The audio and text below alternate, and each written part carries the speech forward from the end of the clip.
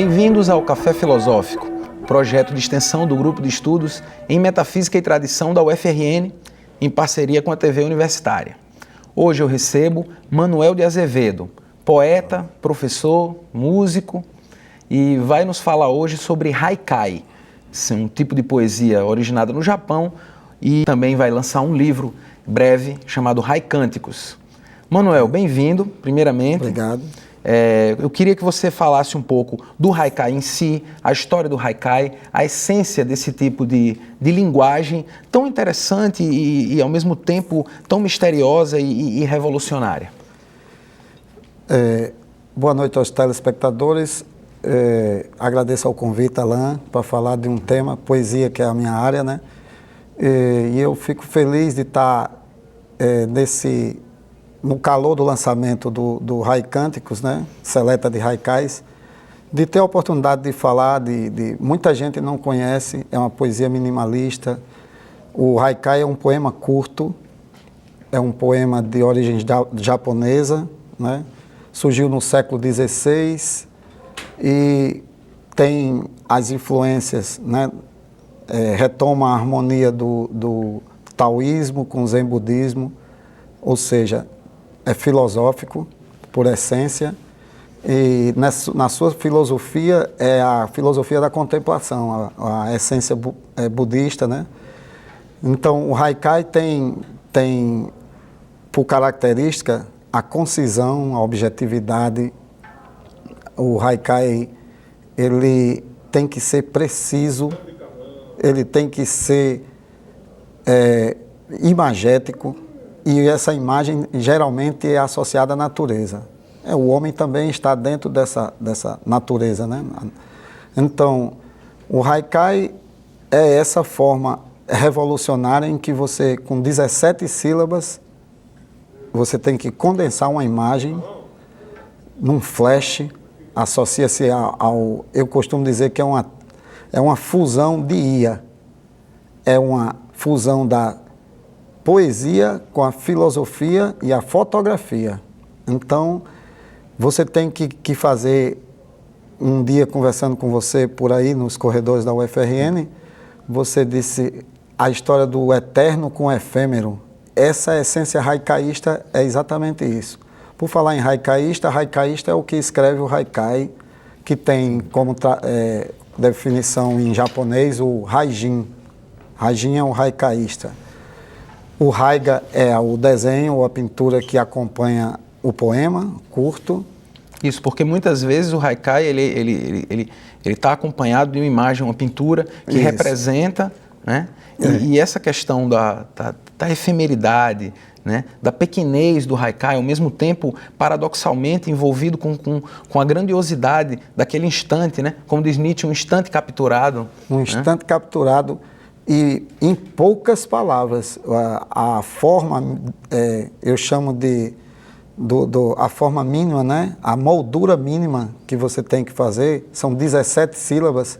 Aí vem a história da estruturação.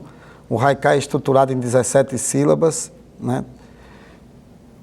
Tradicionalmente, se for por fundamentalismo haikaísta, tem que estar associado a uma estação do ano, né?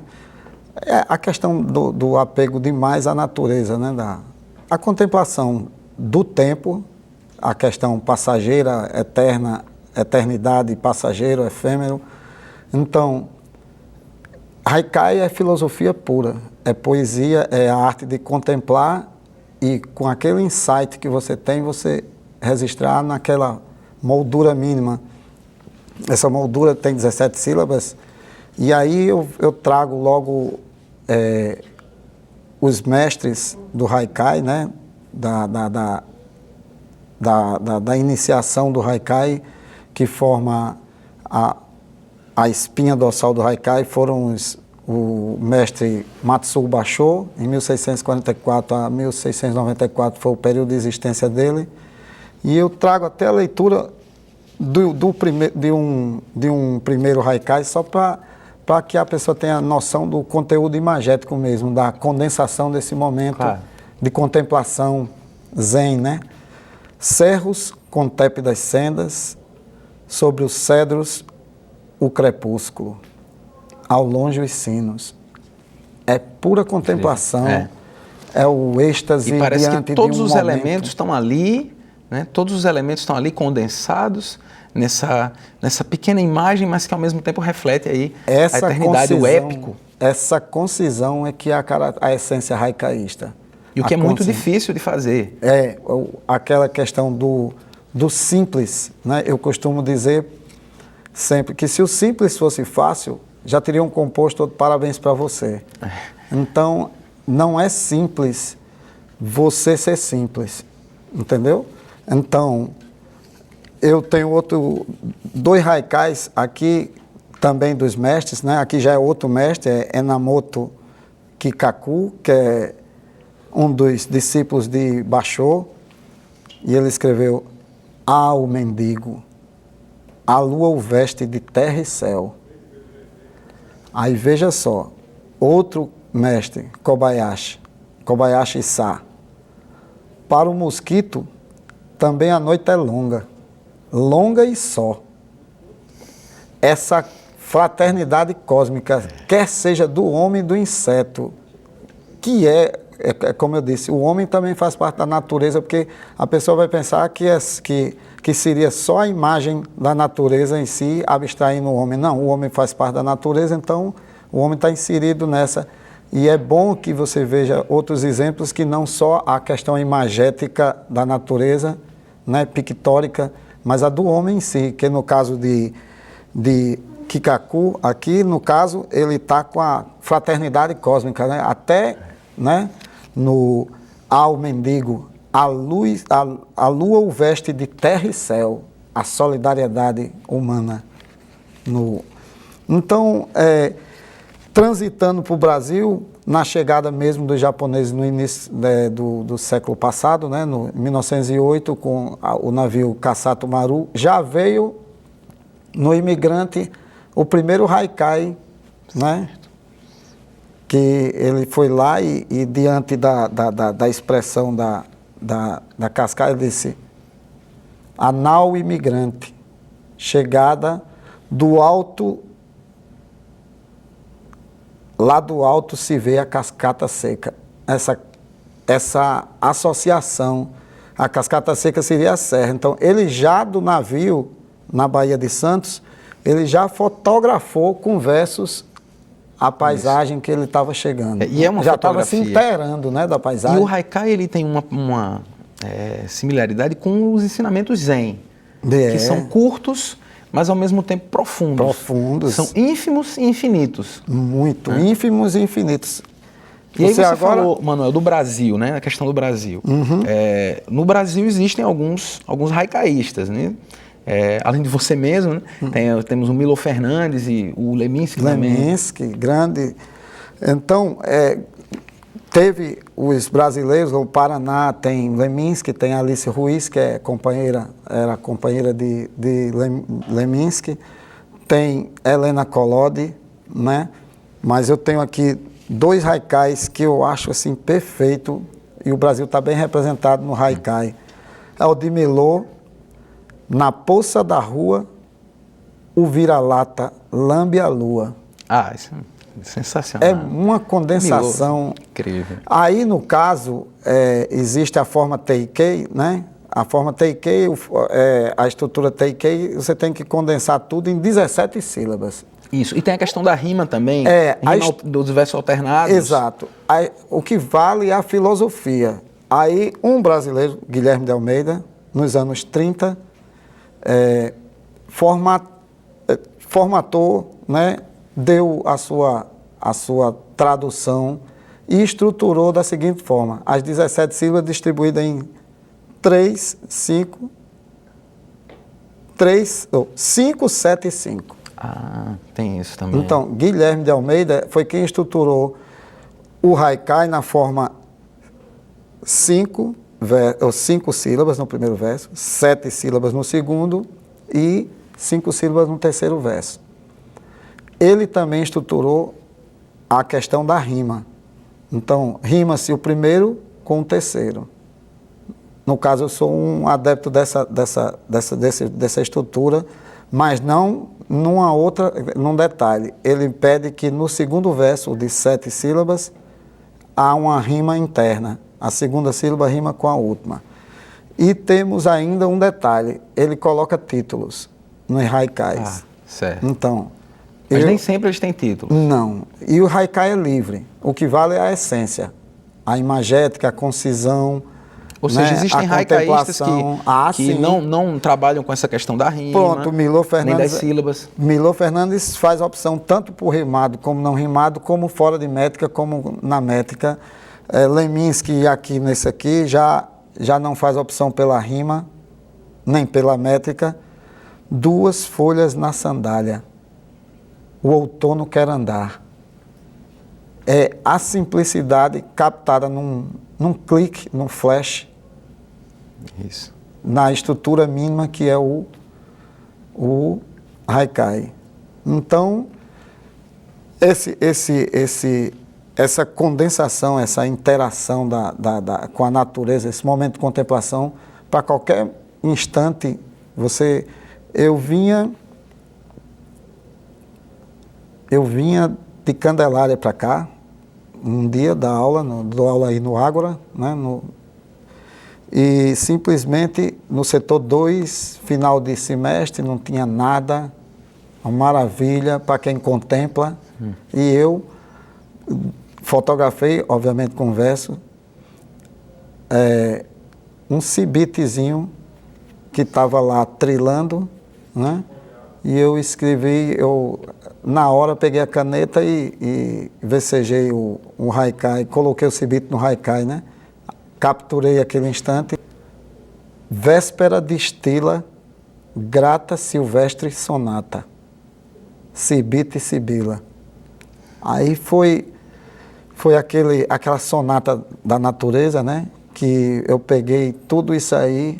Eu, como músico, como poeta, já fiz associação poético-musical, filosófico e coloquei tudo dentro do haikai e eternizei aí para a poética o concerto do cibite lá. Então, esse meu Haikânticos que eu estou lançando, ele tem essa proposta de capturar as imagens da minha terra, Santana do Matos, da minha terra natal, da minha área de convivência, que é o campus, porque eu convivo com o campus, eu já fui membro de orquestra e tal. Então, aqui, quando não tinha prédios, sempre foi essa flora de inspiração, essa fauna de inspiração, os pássaros, as flores, as árvores. Então, isso daí é sendas, como diria Bachot, as sendas do Oku, eu digo que é as sendas do campus, que são contemplativas, fonte de inspiração para haikaístas e muito boas. E, Manuel, uma coisa, você é uma pessoa, é músico, você toca em banda, você é músico erudito também, e você está envolvido na poesia também com cordel. Sim. Também com cordel. Hoje o tema é haikai, mas assim, é muito interessante isso, porque você está no extremo regionalismo e você foi buscar o haikai lá no Japão, uma coisa que vem de longe, uma coisa... que são diferentes totalmente entre si, né? Então, como você trouxe o haikai e colocou no haikai suas influências, esse regionalismo, essa coisa de viver, de perceber o sertão e perceber nessa aridez, essa beleza? Esse gancho que você deu foi interessante, porque eu participo de uma área popular, que é o cordel, né? Regionalista, arraigada, mas eu tenho uma alma sertão e litoral. Então, eu tenho meia infância no sertão e meia no litoral. Então, eu não fico só. Eu tanto levo o cordel para o haikai, como eu trago o haikai para o cordel. Na filosofia. Então, no sertão, que eu sou de Santana do Matos, das serras, das sendas das serras de Santana, andando, eu capturei um momento lá em que o peixe apareceu e sumiu de repente assim, então ele apareceu e sumiu de repente e eu, num instante, fotografei riacho na serra. na escuridão do lajedo, o peixe se encerra.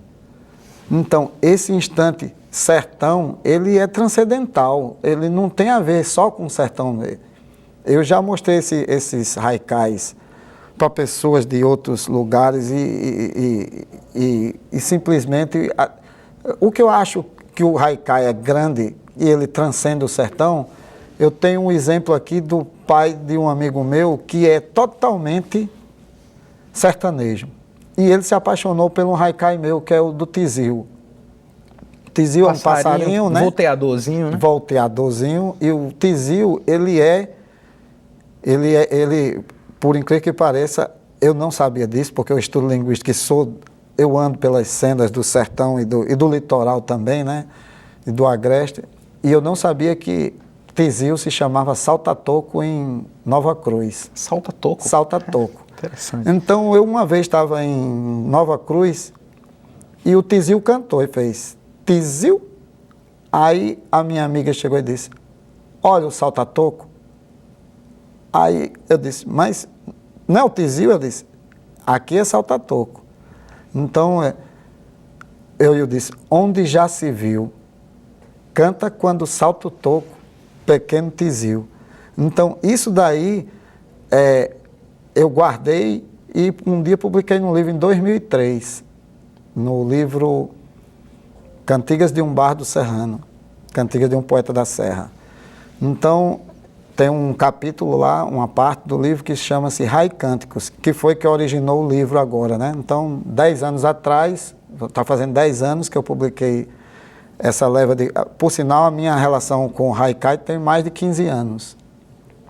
Então, em 2002 eu lancei 20 haikais num livro lá, e a Retreta Poética, meu primeiro livro, pelo Sebo Vermelho, editado pelo Sebo Vermelho. O segundo, no ano seguinte, eu coloquei uns 40 haikais, né? E dei o nome de Haicânticos, por causa do capítulo ser tão volumoso. Então, nesse daí, esse livro chegou às mãos lá em Ceará-Mirim de um amigo meu, de um senhor, pai. E ele simplesmente, ele se apaixonou por esse haikai. E toda vez que eu chego em Ceará-Mirim, ele recita o haikai. Isso é uma coisa gratificante, porque a poesia é japonesa, tem a conotação filosófica taoísta, zen budista, mas transcende qualquer coisa, porque se tocar, se contemplar, se apaixona tranquilo pela cena. Pode ser trazido para a cultura, né? Você pode absorver tanto como ser absorvido. E um detalhe muito bonito do haikai, que eu li num haikai seu, é que você em determinado momento põe o ínfimo e o infinito, o lápis e a mente. E essa seria uma espécie de dicotomia do haikai. Exatamente. Né? Fale um pouco sobre isso para a gente. O momento, isso aí é um haikai para o momento de escrever o próprio haikai. Seria a própria inspiração do haikai transformada em haikai. Né? Exatamente. Aí eu coloquei lá o ofício silente. No ínfimo e no infinito, o lápis e a mente.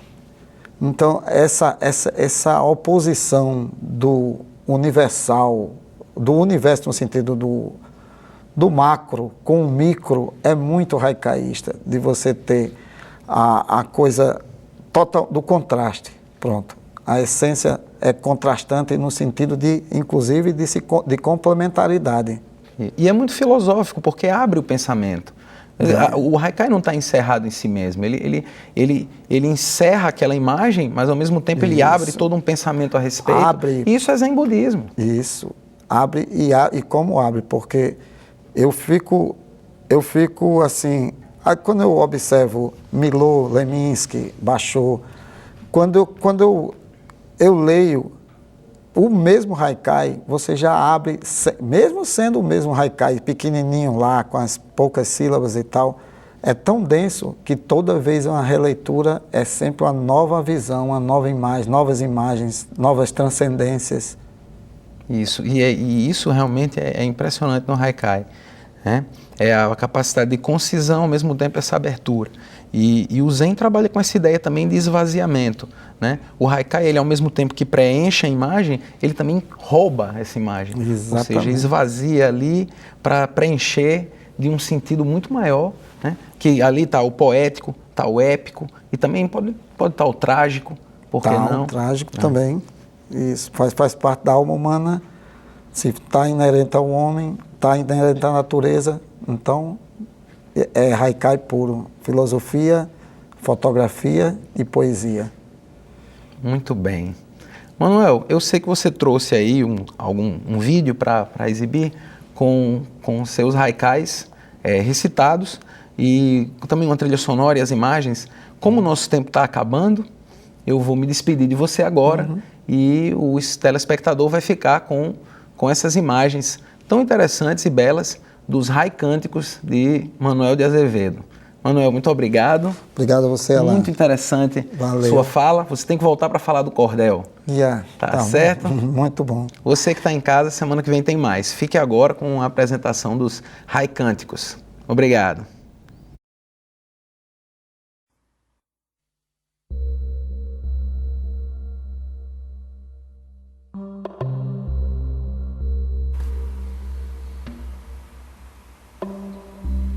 Na sombra deixar as oníricas imagens, minha alma nimbar.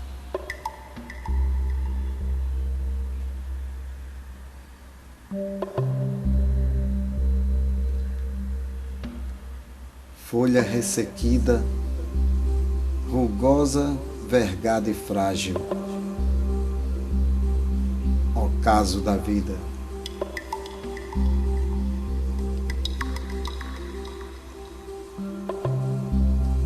Alados cardumes, miríades de lanternas no breu, vagalumes.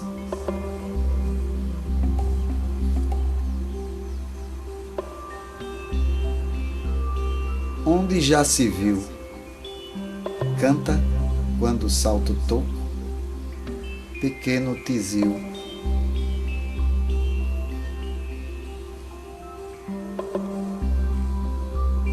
Sacra serrania, adentro sendas, escarpas, o ápice extasia.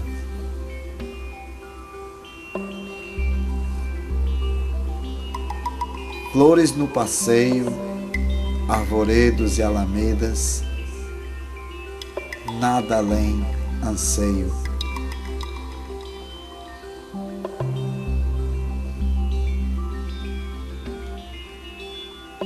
Que belo trinado! O canário é um clarinete, tocando um dobrado.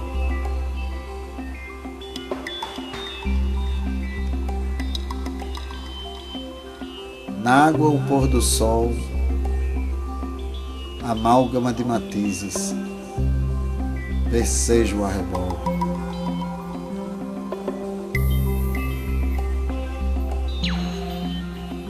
Várzea alva, um véu, florada de moçambês, qual nuvens no céu.